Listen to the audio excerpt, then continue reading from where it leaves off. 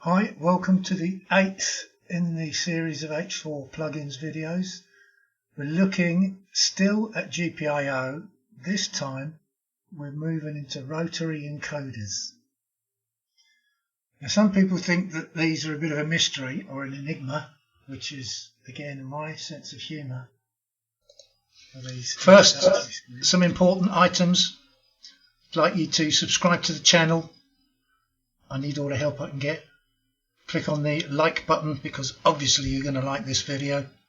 Then click on the bell notification icon to get notified of all updates. And finally, support me on Patreon if you can, please. There's a link in the description below. All donations gratefully received.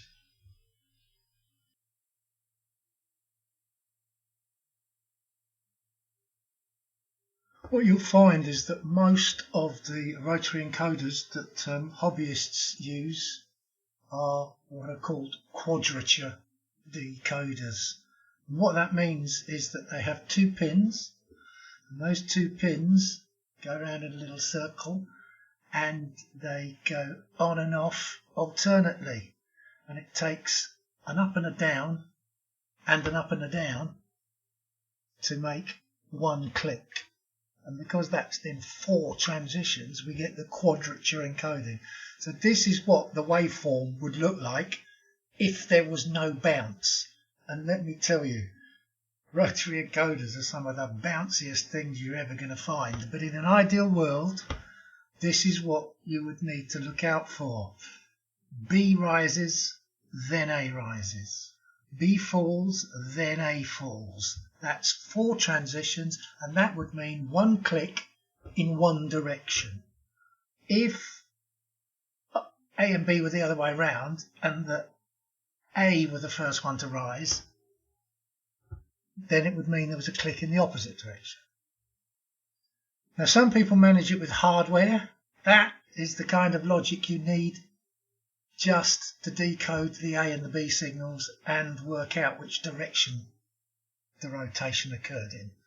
So you're starting to see that this is not quite as simple as pushing a button and it goes 1, 0. And actually decoding can be quite tricky because all of these assume that it's an ideal signal, and in the real world it absolutely is not. So both of these signals have to also be debounced before they can be decoded. So it does start to become a bit of an exercise, and certainly not something that beginners would want to do.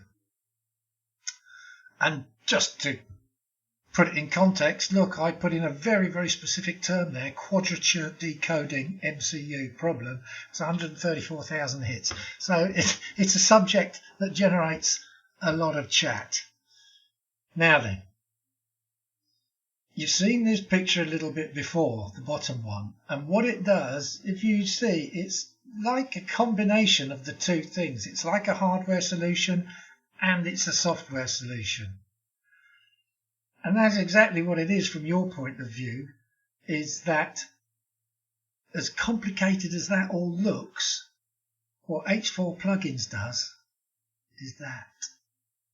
That is all you need to use a rotary encoder with an ESP8266. So normally at this point we would jump into the live lab and I'd show you that working, but here's the code. It really isn't worth running up the flagpole to see who salutes it. It's that one line there. I would like to have a rotary encoder on D1 and D2, and I kind of wish I hadn't done that.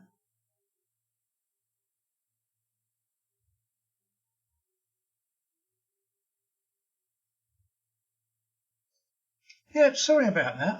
I forgot that I wasn't on the live screen and I started clicking things I shouldn't have clicked on. Sorry about that. Yeah, just that one line, that's all you need. So we're going to move on to something a bit more interesting. So let's have a look what we've got in the live lab. And just for fun and continuity, I've got a PIR hooked up to a retriggering pin that we mentioned last time. Now yes, that's not a decoder, but part of H4 plugin's strength is that it can do multiple things at a time. So we are going to look at obviously our decoder, and we're going to make it swap these traffic lights backwards and forwards in sequence like we did with the push buttons. So some of the code we can reuse, but we've also got that encoder hooked up to the default button LED, which means that when I put my hand in the way, it fires the decode, the re-triggering pin, which will then, after 10 seconds, that'll time out. So you're going to see that blue switch light going on and off all the time I'm messing around with the decoder, because every time I put my hand near that sensor, that blue light's going to go on. Right, let's look at the code in a little bit more detail. We are using the pin machine again because at some point we're going to switch everything off. We switch all the LEDs off and then pick the one that we want to put on. Now in the previous set of codes we had 4 because we used the blue one as well. We're only going to use 3 this time because the blue one's already in use as the binary switch. That binary switch, look, is using the little technique we looked at with Super Mario the Plumber. That is taking the pipeline and rerouting it to the switch. That's why when I do that, the blue light goes on. Okay, there's our rotary encoder. As we know, that sends a GPIO. The value it sends will be -1 or +1, depending on which way I turn it. And I've organised the wires so that anti-clockwise is -1, clockwise is +1. So D1 is the pin. It uses 2. All rotary encoders use 2, but all of the action takes place on the 1 pin, the first one, the A pin. And so we say when we get a pin action, if it's the A pin of the decoder, switch all the LEDs off and then switch on the LED whose value comes from taking the ever-increasing value, taking the modulus of 3, basically the remainder, so it's 0, 1 or 2, and then if it's negative, converting it to positive. So basically that tricky little bit of maths there says give me a 0, a 1 or a 2 every time you get called, and that will then light the LED. Without further ado, and with the blue light going on, let's watch that happening then. There we go. 0, 1, 2. Oops, I turned it by accident again. 0, 1, 2, 0, 1, 2, 0, 1, 2. You get the picture. All of that control with the simultaneous PIR detection is done with that one single line of code there, plus reacting to it in there. But then we have to do that with any type of input, don't we? Now then, wouldn't it be nice if, like when we looked at the normal GPIOs for a button, we went on and built them up into one that could count from 0 to whatever, and we had a counting button that went 0, 1, 2, 0, 1, 2. Really, that cyclic process is just perfect for an encoder. So wouldn't it be nice if we had an encoder that did that? We do. It's called an encoder auto. I'm just going to pause while I load that program, and then I'll get back to you on it, and we can get rid of all that maths and numeric wrangling in the loop. We now have the encoder auto included in the sketch. For some reason that's not picking up the right window yet. There it is. There's that window. Apologies for that. And let's look in slight detail at the differences. So the first thing you're going to notice is we've had to put some more information in. Now the reason that the original encoder just specified the 2 pins is because the input pull up and the active high are the default values. That are the obvious things we need to tell it about the pins that are connected. This is where it starts to get more interesting now. An auto encoder, auto, has a minimum value, 0 in this case, a maximum value, 2 in this case, and an increment value, the amount by which you add to the current value on each click, or subtract if it's the other way around. And then it has an initial starting value. Typically you could have 0, 100, steps of 1, 50% starting position, so in the middle. But we just want this, don't we, to count 0, 1, 2. So we only need to go there. Now the next thing determines what happens when you get to the end of the travel. What do I mean by that? So when we get 0, 1, 2, do we want to go back around and do 0, 1, 2 again? So wrap around and or wrap around in the opposite direction, a bit like this. 0, 1, 2, 0, 1, 2, 0, 1, 2, 0, 2, 1, 0, 2, 1, and I can just go on and turn that forever and ever and ever, and it will cycle them around as if there was a kind of invisible link from the end to that. It wraps around, and that's what the true does. So just pause with me a second there, and I'm going to change that so you can see what happens. Oh, let's do it live. I love living dangerously.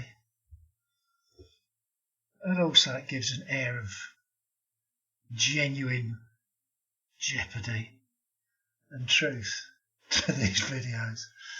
So what's going to happen now is it's not going to wrap around. So when it gets to the end, it doesn't matter how much you turn the knob in that same direction. Sorry, I just felt like something happening. It doesn't matter how much you turn the knob in that same direction, it's just going to stop at the end position. You can turn it backwards, and then when it gets to the other end, it's going to stop at the other end as well. So it doesn't wrap around, it just dead stops at the end. So let's see that happening.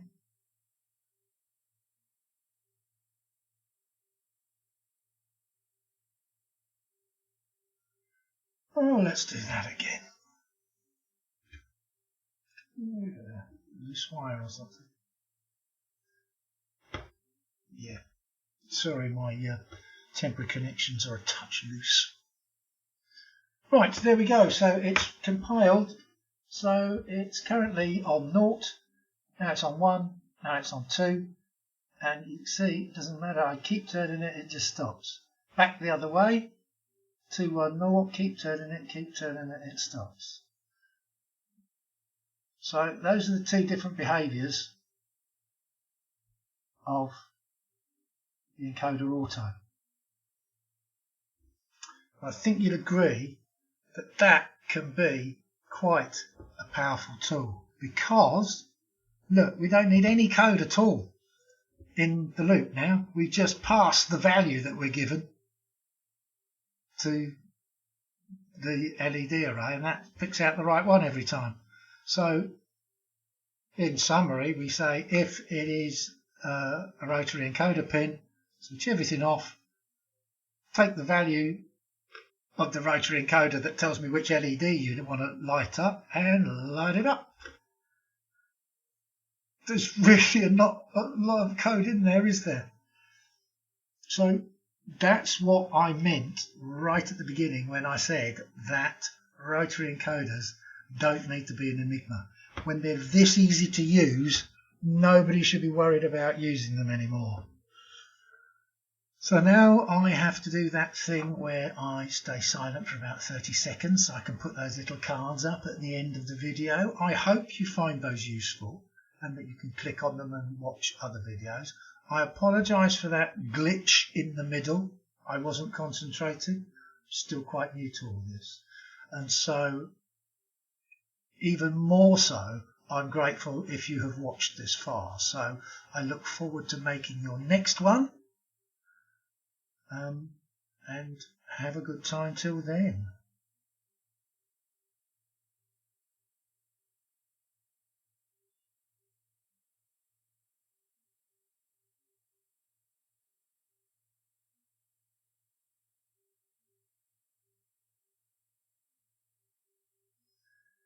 Oh, that'll do. I can't be bothered waiting any longer.